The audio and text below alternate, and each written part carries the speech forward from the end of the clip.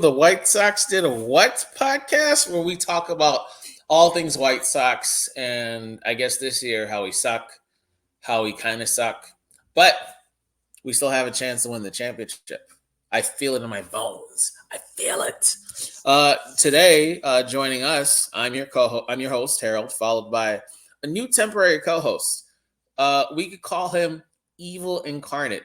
He is Cubs aficionado, Sox hater, North King of the North, because that's where the North Siders are. So just say King of Boys Town if you don't want to say King of the North. Payday. Welcome. Press the cheers, applaud button thing that you got back there. There you go. There you go. Welcome to the podcast. Glad to see we have some pushback, some evil villain energy. There's just too many good guys with me and JJ3 here. So JJ3's out for today. So we wanted some evil villain views of how he views our team and how he also sees how we can win a championship, which requires him betting against the White Sox, which clearly he didn't do last week. All right. I guess let's get started. Let's talk about, I guess, the week we just had. The Yankees swept us, which I don't think they would have swept us if we had Eloy not get injured during the series. But it is what it is. We fought harder versus the Yankees versus a lot of other teams, but Yankees are just too much power. One person hits, it's a home run. No one's ever on bases. They just only hit home runs, and every game ends like 6-0. Then following that, we faced the Blue Jays, which didn't sweep us. We did win one with a masterful Crochet game where he had a 5-0 shutout. And then this week, today, actually, we faced the Baltimore Orioles at home. Without looking at the score, I can tell you that we're probably down a bunch because they score a lot of runs. They play small ball. They play big ball. Pause. No diddy. They do everything they can to score as much as possible. They're probably the best hitting team in the league, not named the Rangers, but Rangers are more a contact and efficiency team. Orioles have power from spots 1 through 8 with Crowder, I think his last name is. They are just stacked as far as hitting. Yeah, not too much to talk about that. Just a recap of us losing. I'll update you as we go along on the score. Looking at it now, yep, I guessed right. It is 9-2. We are getting pummeled. I'm sorry, 8-2. They took one run back. But luckily, it's the bottom of the 7th, so we still have a chance to score 6 runs and tie it up. Maybe 7 and win the game. Doubtful, but possible. Payday, take it away. I like your optimism. It's still, you're right. There's still time on the clock, proverbial baseball clock, for you all to score 6 runs to get back in this game. Yeah, you're right. Absolutely. You're not lying there. Let's go back to that Sox series against the Yankees. So the Yankees hit 6 home runs in that 3-game series. 2 of them to Aaron Jones, not Aaron Jones, but Aaron Judge. Right. It is, since our last episode, it was May 15th. The Sox are what, 1-5, soon to be 1-6. Facts.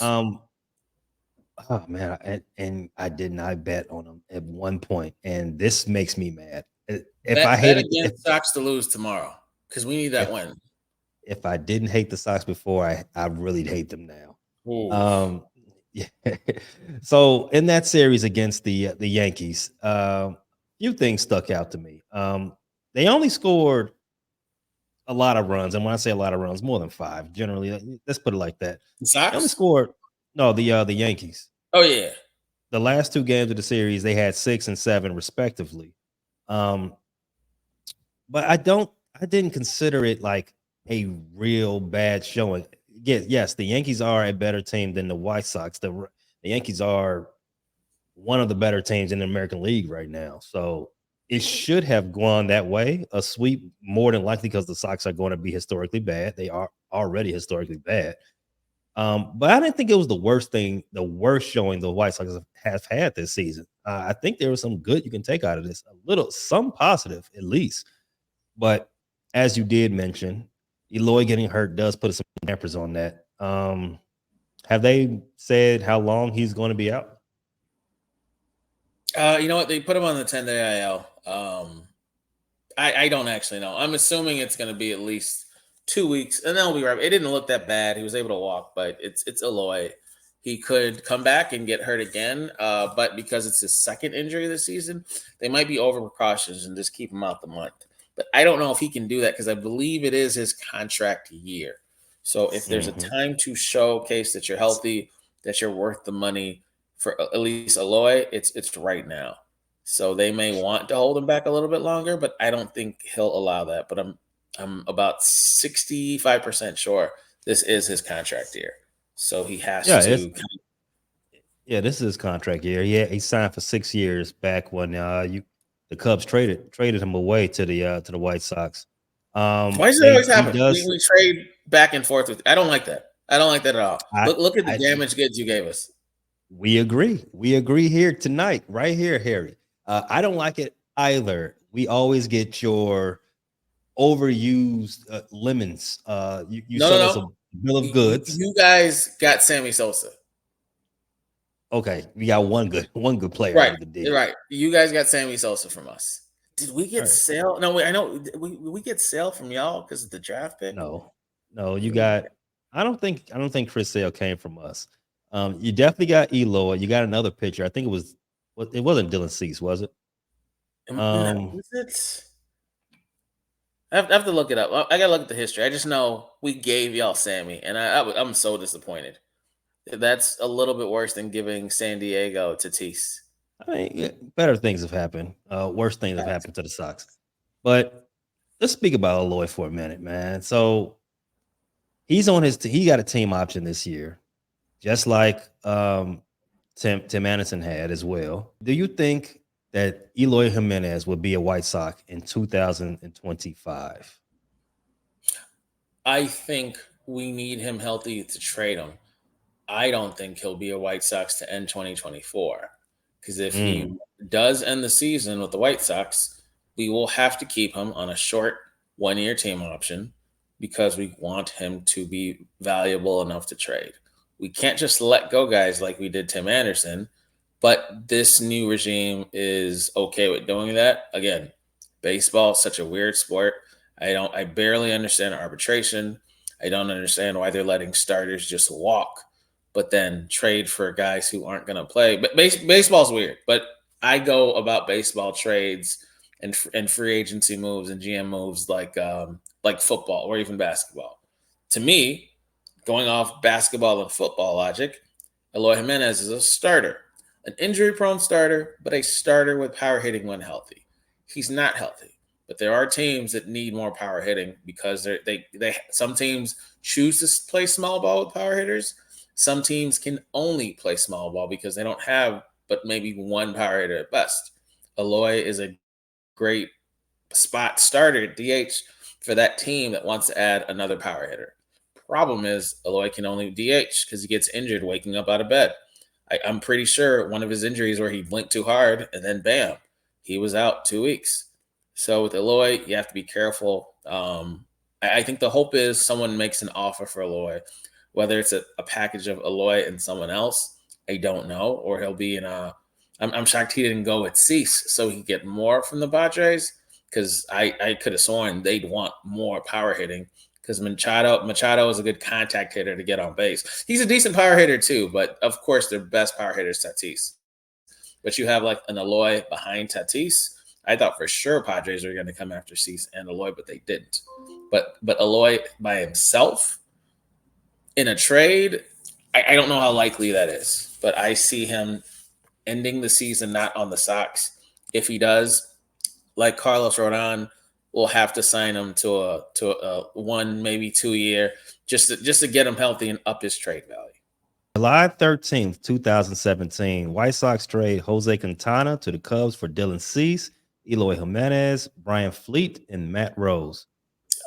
So we did get we gave El Quintana to me a solid left-hander, not the best left-hander, but 3 or 4 in a 5-man rotation when he's hot. Yeah, Everyone needs a fastball strikeout left-hander. He's just not an ace. strikeout. strikeout left-hander. He was the White Sox ace, and we traded prime prospects for you all's ace, which is No, Quintana was never our ace. our fourth. Quintana was never our ace. He was third in our rotation, but he was never our ace because those are the Sale years.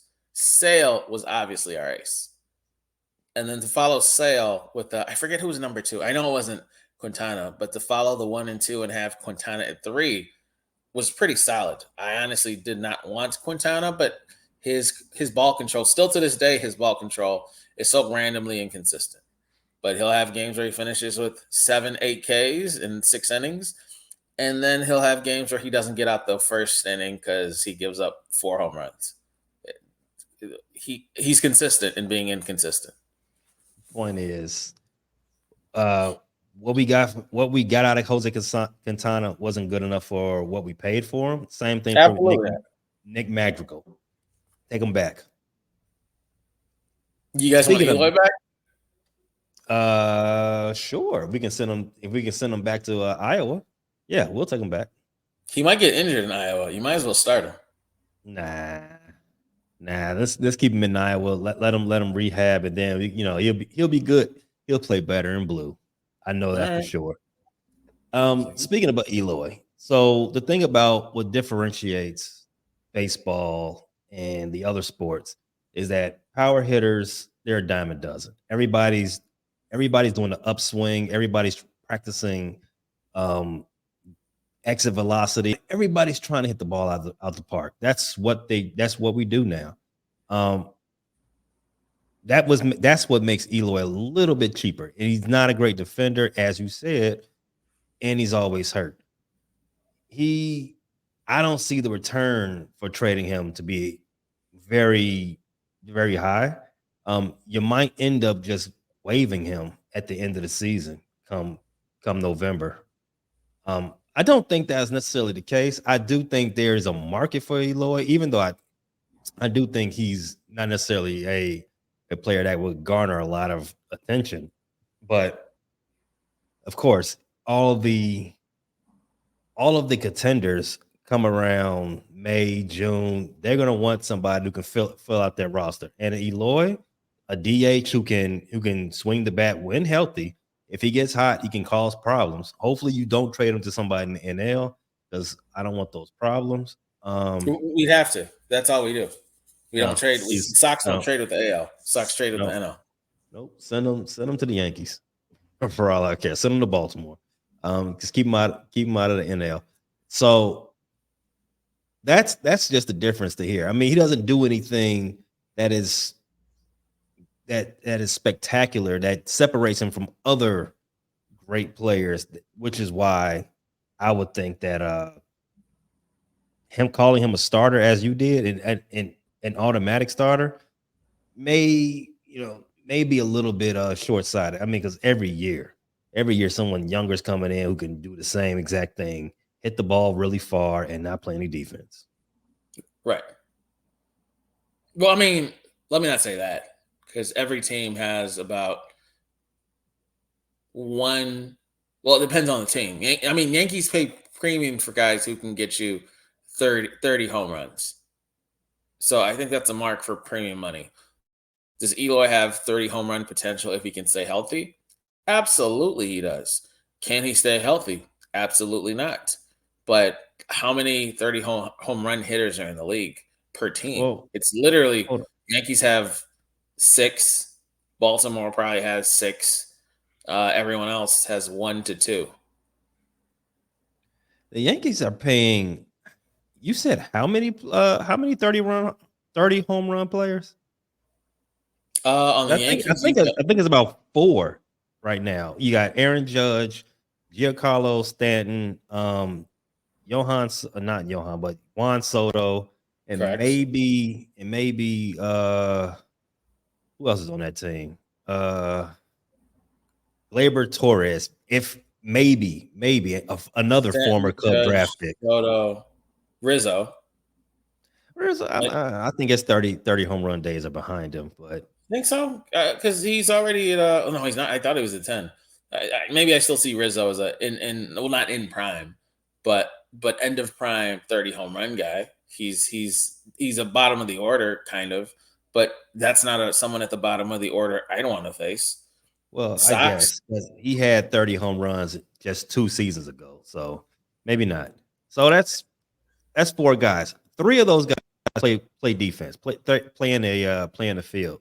So none you would not put Eloy Jimenez in any of them guys' discussion. I mean, maybe Rizzo because he's the oldest, but can Eloy play first? No. no, he's No. only outfield. He's And not infield. Rizzo, right? And Rizzo's a Gold Glove first baseman. So there you go. So that might help my argument. So Yankees, we agree, maybe have four. There's just, I just don't feel like they're that abundant. Or Sox wouldn't only have Eloy. We're a small ball team that maybe tries to use Eloy as our one big hitter. And I don't even like being a small ball team. We're in a big market. I despise when big market teams try to go small ball because they're too cheap to just pay for big money. Mets may suck, but Mets understand they're in a big market. They're always not going to try to be small ball. They don't win, but they try and they know the market they're in. Same with LA teams. Angels, they may suck, but they know they're not a small ball team. They'll go after the potential 30 home run guys. Now, if they hit 30 home runs that and stay healthy, that's great because they got Ward, they got Trout, they had Ohtani. They thought Rendon would be prime, but he ended up vastly sucking. But at least they try. Dodgers, they just throw money in the air and say, hey, who wants some? You know how Dodgers work. Chicago, you could argue the Cubs and the Sox, but at least Cubs had a 10-year run in the 2000s and 2010s where they're like, you know what? We are a big market. Let's go after big hitters. Bryant. Well, they drafted Rizzo. Bryant. They I mean, drafted but they Rizzo. still, Well, they but didn't they draft still Rizzo. have. Traded for Rizzo. Yeah. Bryant, Rizzo. I don't know the roster off the top of my head, but yeah, Sox. I mean, even Sox historically, technically, we've been the team to go after big hitters with Ordonez, with Mags, Big Hurt. We've had the big hitters, but this era of the Sox, we're just so small ball. I don't like it.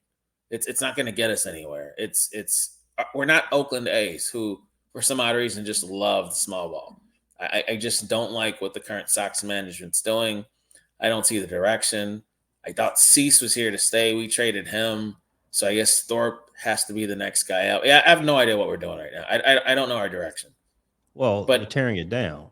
So the direction isn't set in front of you yet until you tear it down and then you see what comes up from the pipeline. And I think we talked, not we, but me and your other co-host, we talked about what's happening in the minor leagues a lot and how many top 100 prospects you have down there. You got a few, but we can get into that a little bit later.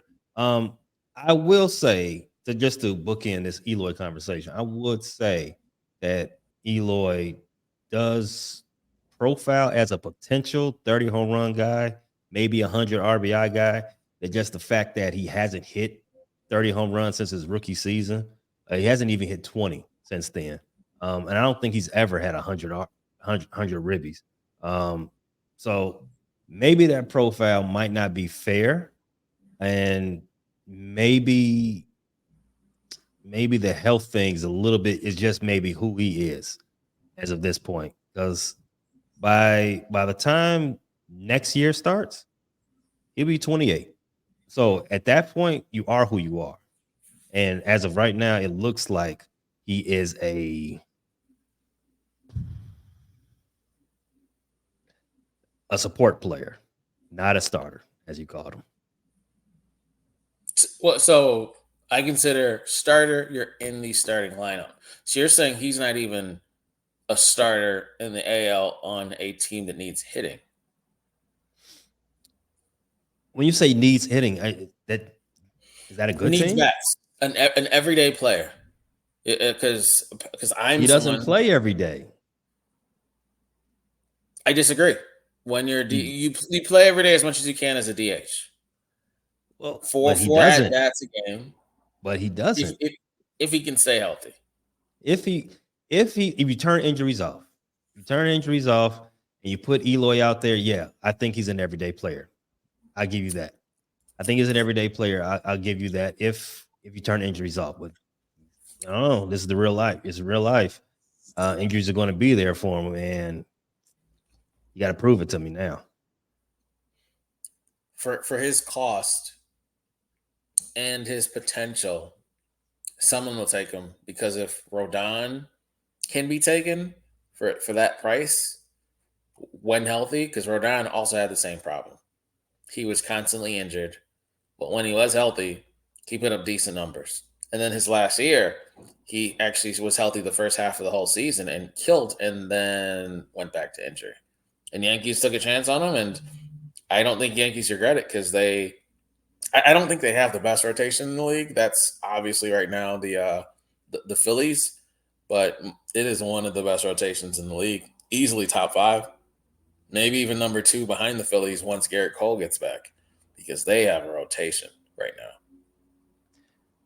Anthony Rendon wasn't an oft-injured player until he got to L.A. Well, Orange Oh no, County. I didn't say he was injured. I said they thought they got that Rendon that they gave big money to, and then he got on Angels and did nothing. I was just discussing how you're a big market. You went after the bats.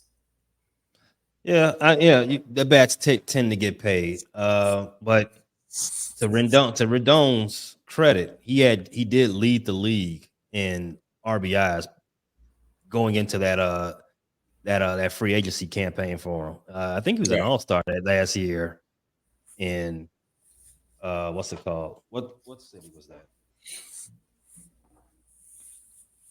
I think he was an all-star that last year in DC.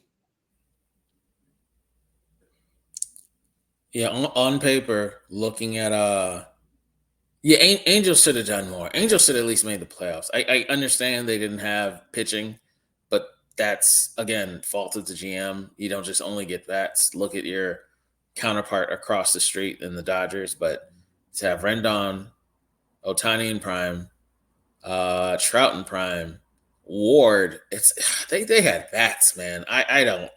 Baseball's stupid. I say this every day. Baseball is a stupid sport. Why can't Sox just spend like the Yankees? I'd be happy. If everyone could spend like the Yankees or Dodgers, I'd be happy. I don't care about prospects. Give me the big money free agents that are under the age of 26. Basically, give me all the players on the Pirates that are good, since that's what everyone does every year. They just wait for the Pirates to say, we can't afford this guy, and they let him go to free agent, and then the bidding war starts. I think that's how the whole MLB works. Everyone just waits to see who the Pirates are gonna let go because they can't afford. I mean, that's a good plan.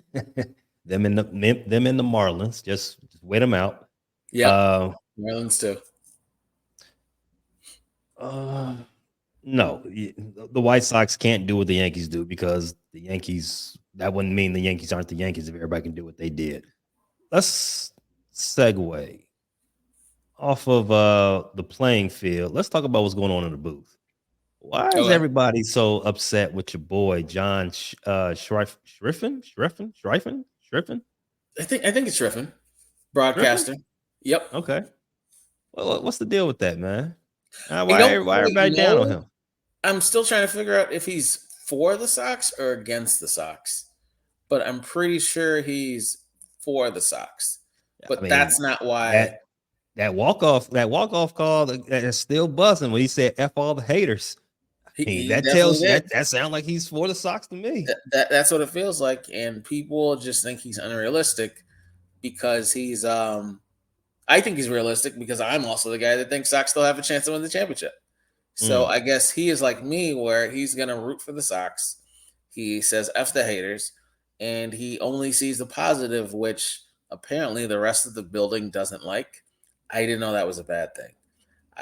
But it's 670 the score. They flip-flop every day. So they flip-flop on Cubs. They flip-flop on the Sox.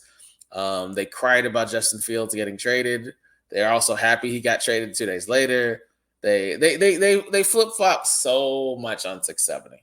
But everybody hates John. I'm still trying to figure that one out. Do you have any insight on that? Because that's still something that I haven't put like a real thumb on. I've just been hearing bits and pieces.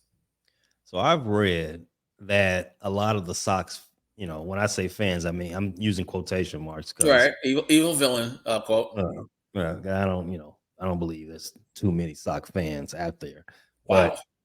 but uh, I believe that. Well, I've read that the faithful do not like that he seems not as plugged into Chicago baseball culture, Chicago White Sox culture, whatever that may be, the history of the team.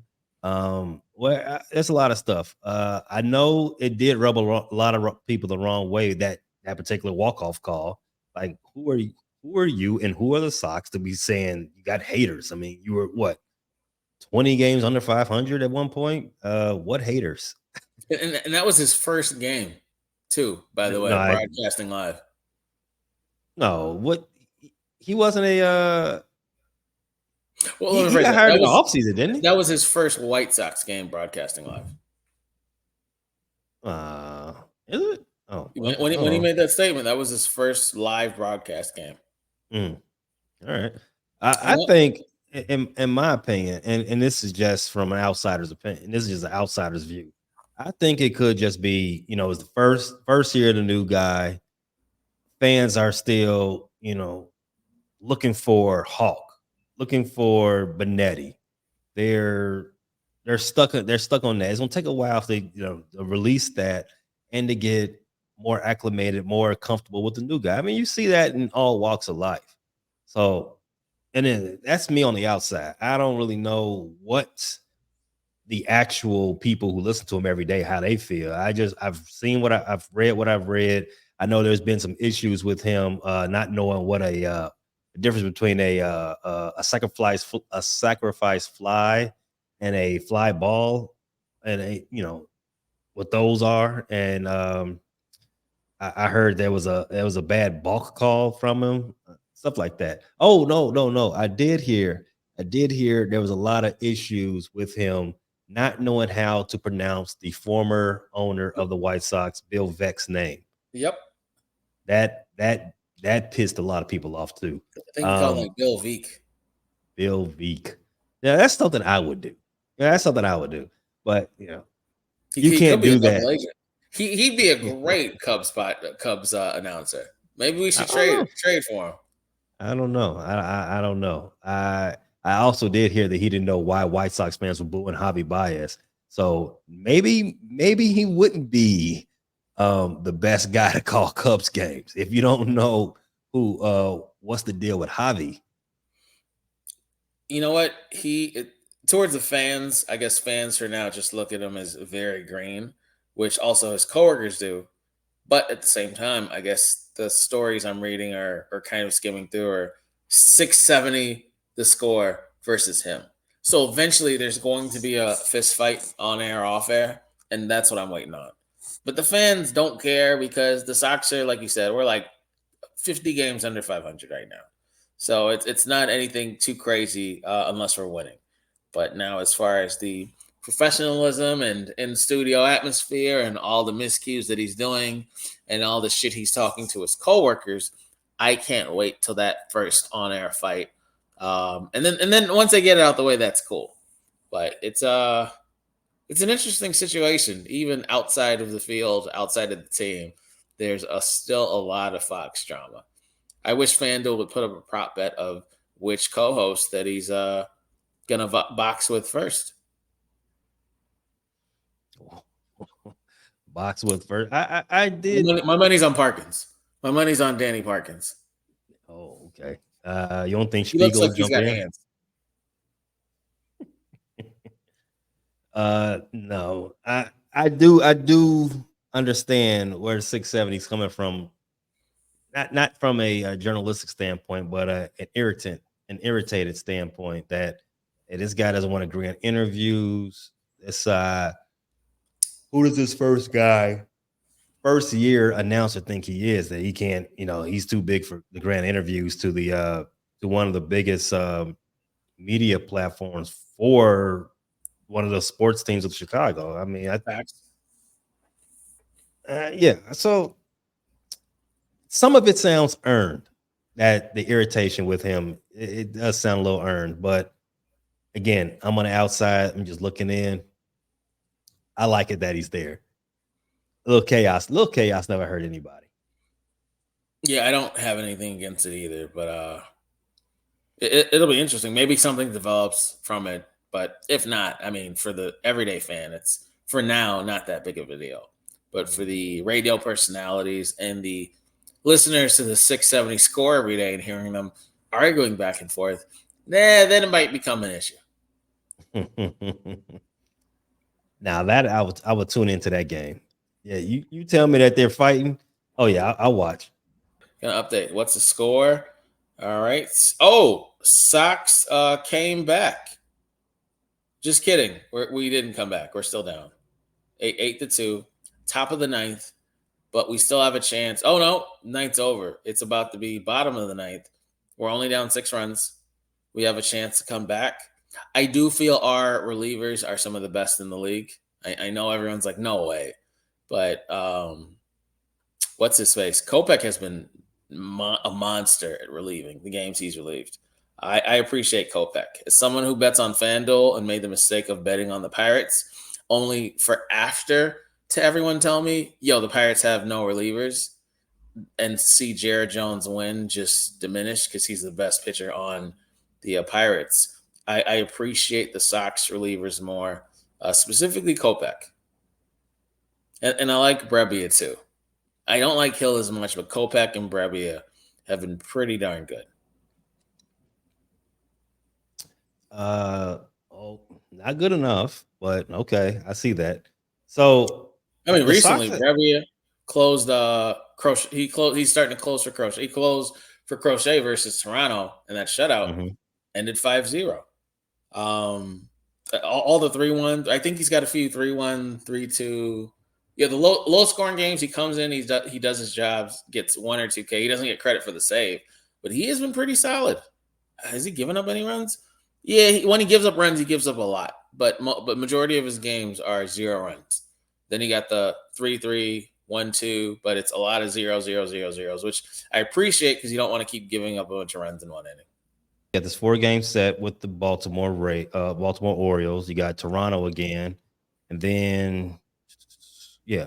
So the next episode will be back during the end of that Toronto series. Yeah, we got Orioles again tomorrow up till Sunday. Then Blue Jays again starting Monday. We don't have a break. It is 7 straight. No, what's today? Thursday. It is 6 straight days of baseball. So our arms are going to be tired.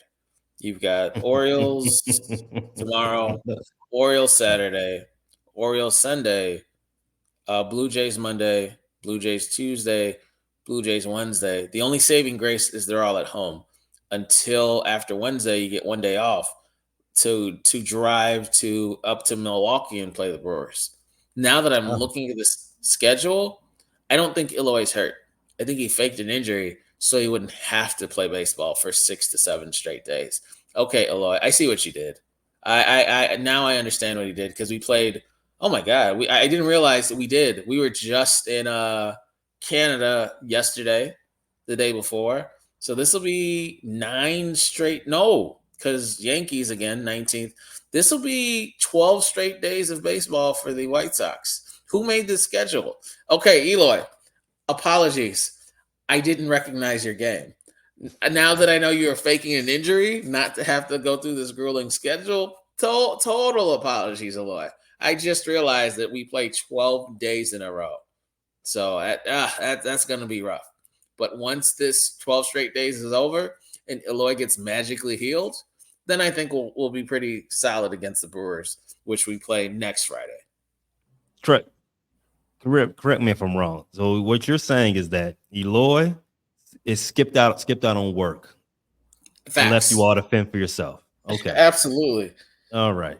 He's got stuff to do. Sounds like a plan. Memorial Day weekend. All the hot girls are in town. I again, Eloy, my apologies. I didn't recognize your game. He's faking the injury so he doesn't have to go through this grueling schedule. This is rough. Okay. All right. Be that as it may. You see the Sox. By the time you do get done with this homestand and go on the road up 94 to play to Milwaukee. You got, as you said, you got four with Baltimore and 3 with the revenge series versus Toronto. Before I can answer that, Well, I this need game to. is over tonight. This game is over. No, So, don't say that. The game's not done yet. We can catch up and win. But before I answer the question about the rest of the games, I have to ask: will you be betting against the White Sox in any of the games? well, I see now that the since who you said has the profile as a 30 home run hitter, if he's just taking games off so he can go, play in Lake Michigan, this is an opportune time for me to get my money back, right? You're playing Baltimore Facts. for 4. Yes, I will be gambling against the White Sox. I'm putting that parlay in as soon as we get done with this, putting my parlay in. White Sox lose. Because Flexen is starting the next game. Today was Clevenger, which I knew that was going to be a loss. But Flexen and Fetty or Fed, how you pronounce his last name, are clearly the second and third best pitchers on the team behind Crochet. So they take the next 2 games. Are you saying Crochet is the second best pitcher, No, I said pitcher on the team? Flexen and Fed are. But Okay. Crochet doesn't go again until Sunday, where he faces off against Bradish.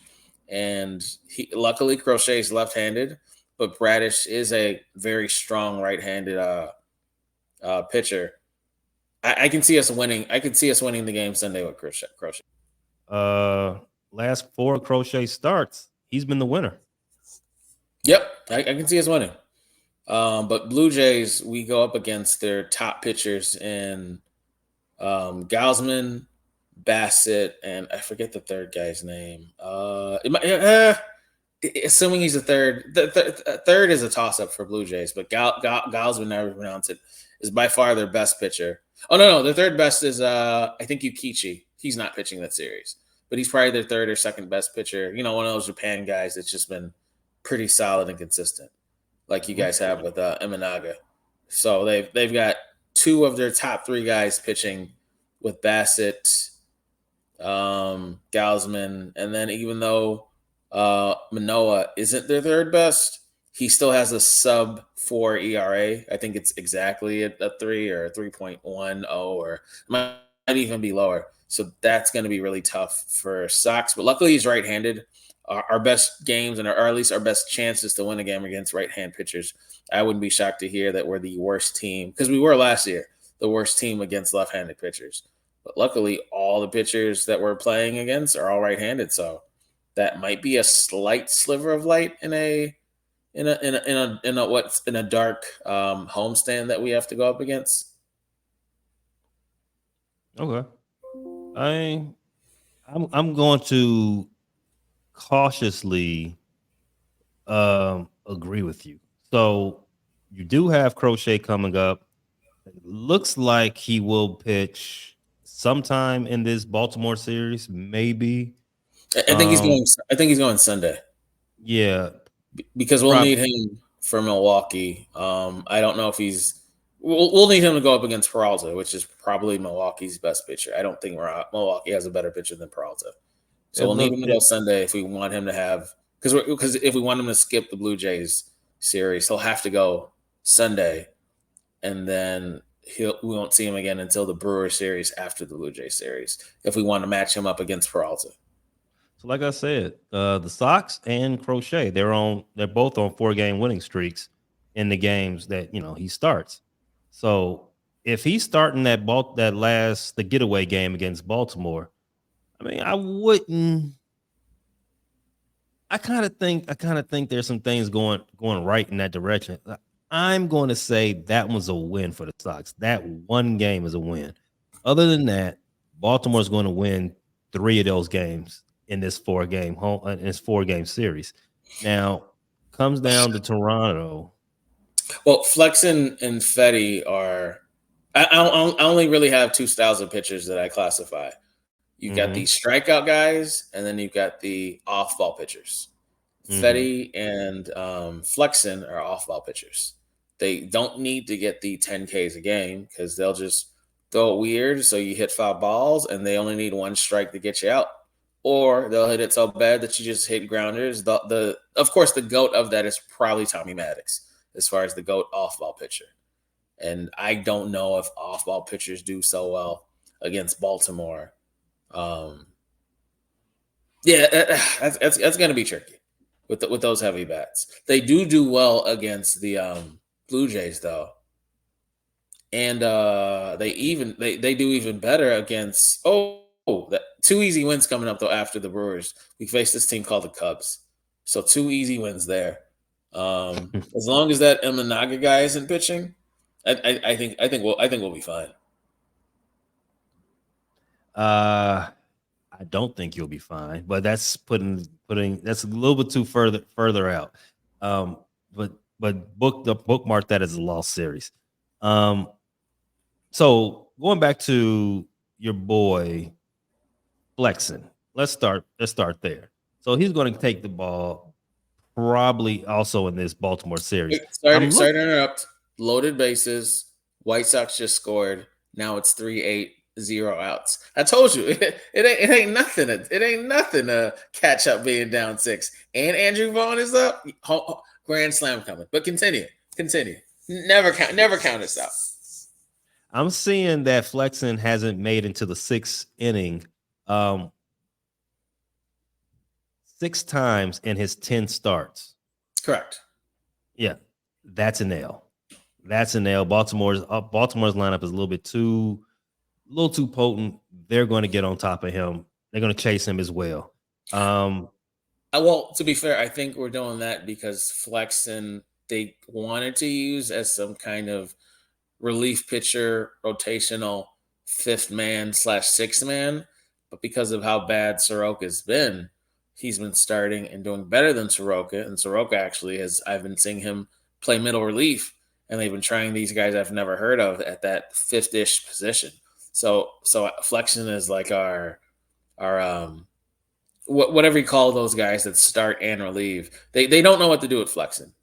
In my head, I'm just putting him in the starting rotation as our 3rd guy because there's no consistency outside of Crochet. But then you could argue Flexen and Fetty. Then everyone else is just kind of figuring it out, including Clevenger that just came from AAA. So he's a stretch reliever. Is what you're saying? Is that what you'd call him? Yeah, stretch reliever. Okay. All right. I don't know. All right. Cool. So with that being said, that'll be a bullpen game. We just scored. Vaughn got hit by a pitch. 0 outs. Gavin Sheets is up. Get ready for the grand slam. Let's go. Our bullpen's pretty good. Most of the games are ending with Kopech just killing it because Kopech's weakness was, even though he may get those strikeouts, he gives up too many runs with those strikeouts, like a Zach Greinke used to do. You'd see Zach Greinke get 8 Ks, but then you look at the scoreboard like, man, Zach Greinke got 8 Ks, but he gave up 7 runs. This year, he's got Kopech has a lot more control, but maybe it's only because he's a reliever. When he was starting pitching, the control wasn't there. The starts were slow. And sure, he might end the game with 8 Ks, but then the score would be like 8-11. So maybe relief is what Kopech needs. But if they think, hey, he's worth starting, put him in the starting rotation as the 5th man, I'm okay with that too, because he's probably our 2nd best pitcher on the team, but he's playing relief. He's been a great reliever. Again, another Sheets with a single. Comeback City, 8-6. I didn't like Kopech in the relief spot because I thought he was going to be the heir apparent to Sale. He was the guy that they said, hey, you know what? We can move Sale because this Kopech guy is putting in work in the minors. And then he got up here and he got a little shaky. Things didn't work out. Then he got injured. Then you know how it is. Once you get injured, it's hard to recover and grow your game and be productive because you're too busy trying to rehab to where you were to let alone to get better. But whatever happened this offseason, he's worked on his control and he's a great reliever. And I'm very okay with saying, hey, let's see if we can put him back in the starting rotation, which I know won't happen because we don't have that many great relievers. But what's his face that had cancer, leukemia, that we moved? He was the best reliever in baseball. Liam Hendricks. We moved Hendricks, so I started going, "Wow, who's going to replace Hendricks?" And I won't lie, Kopech has been a great replacement for Hendricks. I I will not disagree that Kopech's a good relief pitcher. I mean, if you come out of the if you started as a starter and you was a starter for countless years, you should be if you trust that your velocity is still there, you should still be able to be worth your salt in the coming out of the pen as well. Um, Mostly because you've got a whole arsenal of pitches.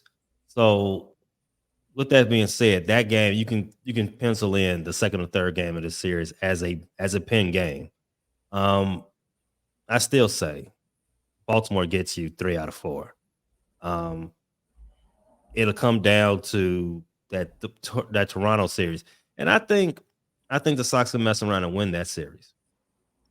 I don't think We might mess around Toronto. and win this game. Yeah, we might tie the Baltimore series if we win this tonight.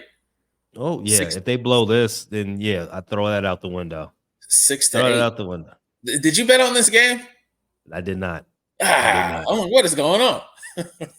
This is the most we've scored in weeks.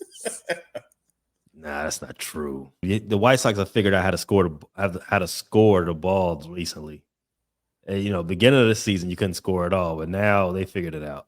Yeah, it's not a shutout every series. It's the bats are getting a little better, or whatever our identity is. It's definitely small ball. Strikeout swinging, or is that a strikeout? I think it is. Yep, 3 strikes for the Loach. Why is he pinch hitting? Yeah, if a guy's been decent all game, why switch him out for a different guy? I saw that when I went to 2 Cubs World Series games, and when I went to the NLCS game versus the Dodgers in Wrigley. I was rooting for the Dodgers. Joe Madden switched. I forget who he switched out, but he ended up getting like a walk off home run. I think it was. It was stupid. Cubs were cheering. I wanted to throw up. Just what a stupid. Oh, Paul DeJong. Yeah, Paul DeJong's our leading in home runs on the team. Even though it's not that great, I wouldn't want to put a pinch hitter in that hasn't swung it all or done anything. But again, I don't understand baseball like I should, because I think baseball does a lot of stupid shit. But I look at it from a basketball perspective because I understand basketball. Football, I only understand fantasy football, but that's all I need to because I don't care about real life football, just fantasy. But baseball, I'm LeBron James and JJ Redick podcast show. I'm trying to apply that to baseball with my basketball focus, and it just doesn't make sense when I do.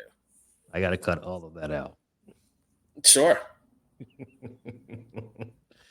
All right. So where are we at now? So the game is over. Sox lost 6. What you said, 6-8? Oh no. The game is not over. 2 people on base. Sox are down 6 to 8. 1 out. Benedetti's up to bat. Vaughn and Remillard are on base. And then my guy Corey Lee is next to bat right after Benintendi, and I got a feeling he'll hit a single. So it'll be loaded bases with Corey Lee up next. Nah, that's not gonna happen. All right, watch Benintendi prove he's worth the money, whatever he paid him. Come on, Benintendi. Come on, Benintendi. No, I don't think anyone's ever said those 3 words before. Ever. Vegas got all their money back tonight. Jesus Christ. Tatum, Turner, and Halliburton shit the bed. And Halliburton fucking left early for an injury. Oh yeah. Everybody lost money tonight. Oh, they switched the reliever. Fuck. Corey Craig Kimbrell is on, and he is a damn good relief pitcher. Come on, Benintendi. Load the bases up so Corey Lee can hit this grand slam for the win. I didn't realize they had Craig Kimbrell as their relief pitcher. That's a good fucking scoop. Why is it taking so long for them to pitch? Come on, fucking Benintendi, hit a single. If you can hit a home run, even better. But I'll take a single. We only got 1 out, so you could sack fly too. But we're on second. You don't sack fly from second.